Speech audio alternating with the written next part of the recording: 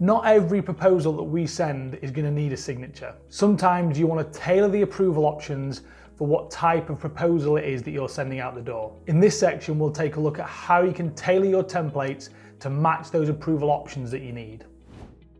To define the approval options for our proposal templates, we're going to come into proposal templates and emails. Within here, we just want to edit the proposal template that we'd like to look at the acceptance for. And we've got the acceptance tab just here. Within here, we've got three different options: signature and acceptance, very useful for new clients or a new year.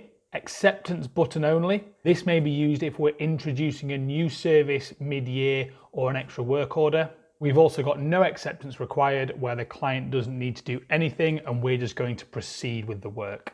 This may be used for a bookkeeping review, for example, or a payroll review. It's also worth noting in this instance, we automatically turn off the what happens next section because there will be no button to click in this part of the process. Whenever we're choosing an acceptance option, we want to make sure our what happens next section adds up as well. So in here, we can run through our different stages, make sure it adds up with what we're saying above. For example, step 1 here, I am referring to the fact they're going to sign the engagement letter. So if I changed it across to this, I would want to update this to make sure it matched that approval option. We can see this in our proposal with a large button and with our wording in there, and it will appear after our investment costs and after a future goal if we've agreed one of those with the clients as well. One thing to also note at this stage is you may have used in your emails a letter of engagement button for that signature. So if we're not asking for any approvals at all,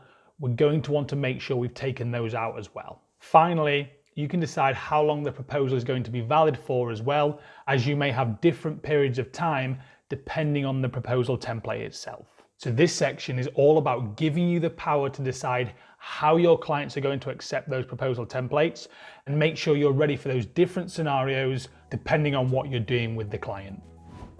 If you still need any help at all, don't hesitate to get in touch.